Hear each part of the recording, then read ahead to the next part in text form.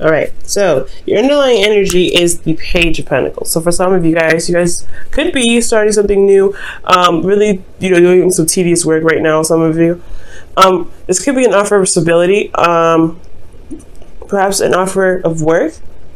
Because I just see a King of Pentacles in this reading.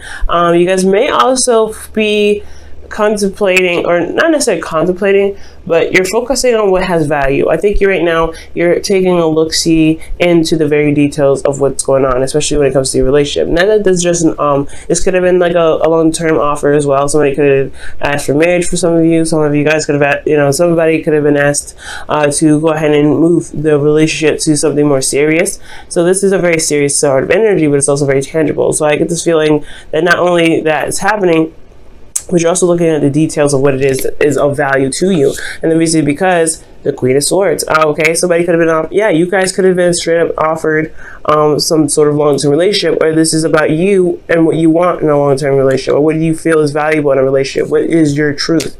So the Queen of Swords is you guys, like literally. So I like that. So let's go ahead and see what's going on. Your current situation here is the Five of Swords. The Five of Swords does indicate here that there could be some petty arguments back and forth. There is also a situation where there may be sacrifices that needed to be made, because the Five of Swords isn't just like, hey, be selfish, do this or this. There's also being careful about what you're selfish about. Is it worth being selfish about to cause to potentially cause a problem, or make sure that whatever you're wanting to do, you're not jeopardizing a lot of your own morals to do it. Okay, so it's very like one of those kind of energies. It's a very ruthless energy, and it means business, but you want to be very careful when it comes up. Okay, now for some of you guys, I feel like you guys may have had a moral disagreement. For some of you guys with some of your partners, you may feel like they there's certain things that you're accepting, or so that you don't accept, or something that you're not willing to compromise on, or something that you potentially do want to compromise on. Just be very careful with this energy, because the Five of Swords, like I said, it's a changing energy. It's not bad, but you don't want to, like, if you're feeling like you really want something, just be careful that you're not forcing it in a very unhealthy way, not just for you, but for yourself, and not just for you, but for the integrity of the relationship and your partner. Okay, not necessarily consider everybody's needs, but just make sure that what you're doing isn't compromising your relationship, because I feel like you guys do want to keep the relationship, but you want your stuff as well. You want what you want out of it. Now, in the goal here, you guys want the King of Pentacles, and this is somebody that is very rich. They can be rich, but rich in several different ways, and not just money. This is rich in love, rich in abundance in regards to, like, passion, right? They're rich in their personality. They are also very generous in the giving aspect. They're willing to help. They're very supportive. They're very reliable. So I feel like, as far as the King of Pentacles go, that you want to feel like you're with somebody that is rich in character, rich in who they are, rich in, yes, potentially have a nice, decent, basic bank account to show that they are stable in themselves and they can support themselves, but most importantly, that they are rich in their character and rich in who they are. They also are they can be a bit of workaholics. So I feel like too, you may just want somebody that you feel like grounds you, like they just hold you down, pretty much. Not necessarily hold you down, but they really like make sure that you feel at home and you feel safe. So I like this energy. The thing is keeping you from getting to the King of Pentacles, and this even could be you guys, which I don't typically read it that way. You guys could also be dealing with a Taurus, Virgo, Capricorn, but potentially Taurus here. But I don't really like reading it that way, but this could be you guys too. You guys, maybe feeling like you guys have to do X, Y, and Z to get to a certain destination when you don't have to, right? But because you want to get to a place where you're more stable, you can feel more relaxed, you're comfortable, you know what you're doing, you're hardworking, and you can be able to be generous. Give back to some of it too.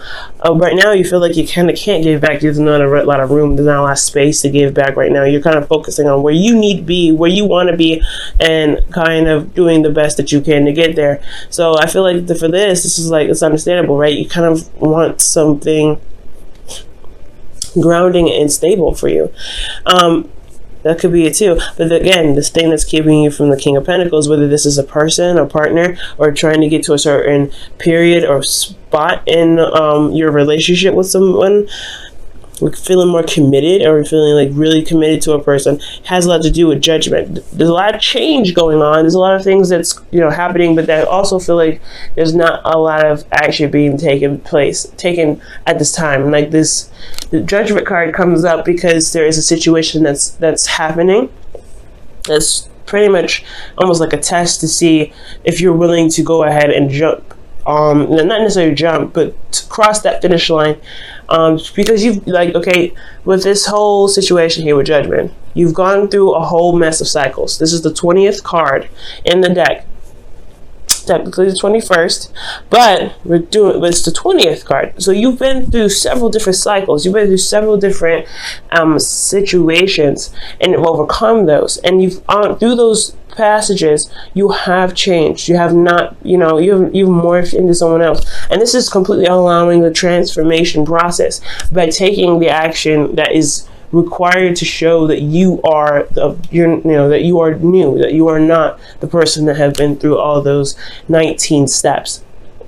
Okay, so when I see the Judgment card, there is some sort of call to action here, because it's called action, something that shows that you have changed, something that shows that you are no longer that, that person back a long time ago, back when, you were, doing X, Y, and Z, right? You have changed dramatically, but it's a resistance to this change that is keeping this whole thing back. So that's what I feel like is going on. It could be you, it could be the relationship, but you guys, you've been through a lot.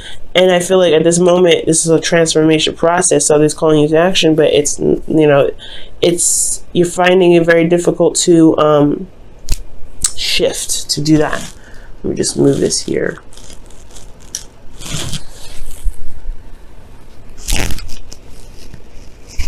Okay, that's better. Actually, move that back. Okay, now, this is because of the Ace of Pentacles. I feel like for some of you guys have started something new with somebody. You started something and really, agreed and would, and put then, decided to dedicate yourself to building a long-term relationship. Ace of Pentacles is a great example of this, right? It's a slow progress. Yes, it's a slow process. It's going to take a little bit before you can really start seeing the results of it. But this is about committing to this beginning and going ahead and doing the work necessary to bring it to life. Now, I do feel like with this Ace of Pentacles here, the reason why the Judgment is coming up as a blockage is because of something that you committed to yourself, or something that you wanted to start, or something that you've started as getting you to the process, getting you to, that's, pretty much that's pushing you towards whatever manifestation you want, whatever that's getting you to a place that it feels more secure, that feels like you have the abundance that you're looking for, whether it is finances or it is being surrounded by love, development of character, etc. Right? Because there's all the different types of abundances out there, not just finances. But it's just that call to action that's keeping you there. So for the Five of Swords, I feel like you maybe hesitating on a certain action. You may be hesitating. Usually the Five of Swords is talking about change in thinking, change in communication, change in your moral standpoint. You want to be careful with this energy usually. So usually you would kind of go off and do whatever it is that you want to do just to get to where you want to be. But that's the part. It's, Judgment's here. I feel like perhaps this energy here is not needed, and you're trying to figure out why this energy is even here in the first place. We're going to come back to this, okay? But the Knight of Swords is your advice in regards to getting to the King of Swords, or King of Pentacles, excuse me. King of Pentacles, like I said, could be a Taurus, Virgo, Capricorn, or this could be you, right, wanting to be more stable. It's talking about fighting for your truth and going for it and just leading on with what your truth is. Kind of, I feel like within that's similar with the Knight of Swords and the Five of Swords is that they don't back down from their truth. They don't say, you know what, let's just compromise.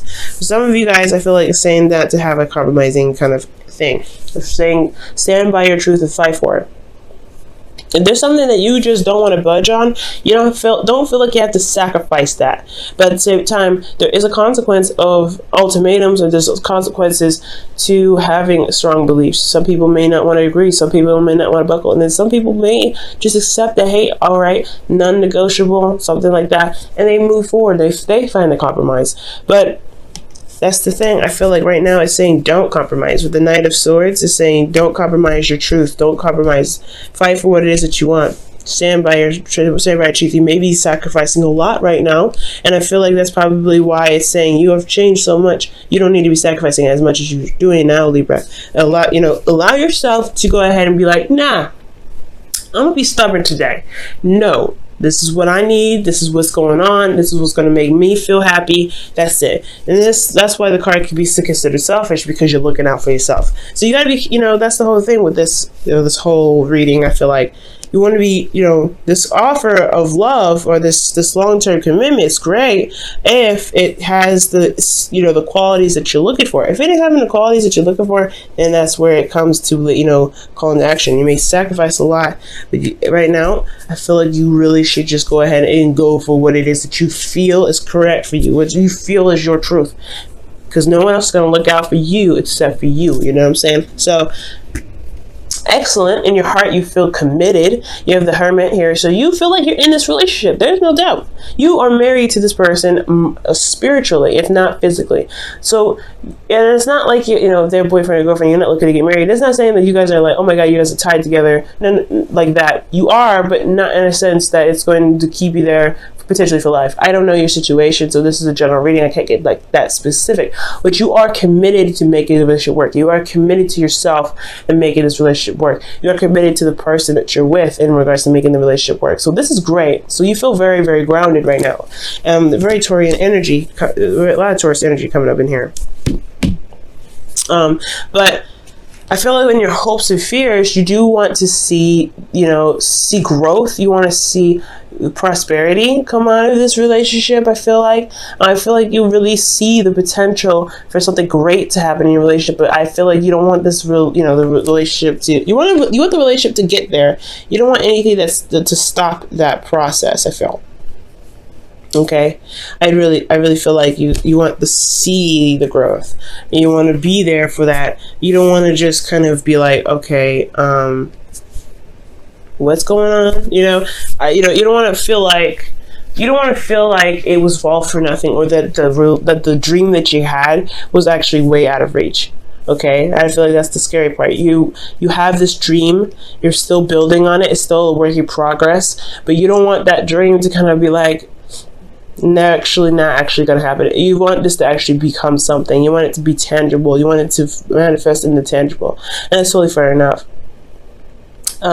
So I feel like as long as you remain committed and stay firm on your truth, the star, it will manifest itself in the physical, but you have to believe that it's possible first. You know what I mean?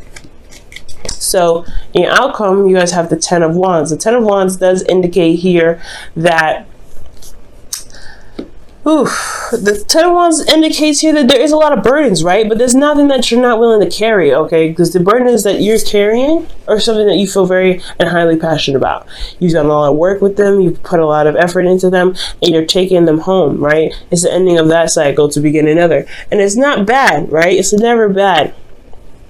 But the one thing I will say about this is that the Ten of Pentacles can indicate, just feeling bogged down by everything, just kind of feeling like you're carrying the weight. The only thing here is it's still yours. It's still something that you have a lot of pride in. It's nothing that is necessarily like too much, so something that you just hate, because if it was the case, you would have dropped these and you would have walked away like, nah, it's not me. But I feel like because this is yours and you're committed to what you're doing, the burden is almost like, it's like a baby, right? Babies are not burdens, but they have that feeling of kind of being overwhelming or just a lot to take on, but they're still your baby. It's still yours. It's still your child. So you don't feel like you want to give them up or anything like that, but it is okay. It's understandable to still feel bogged down from everything that you've been doing, especially when it comes to raising that baby. So it's something similar to that to me. Okay, when I see the Ten of Wands. So let me go ahead and pull your Wisdom of the Oracle. I kind of messed up the order a little bit. So the Wisdom of the Oracle goes first for the week.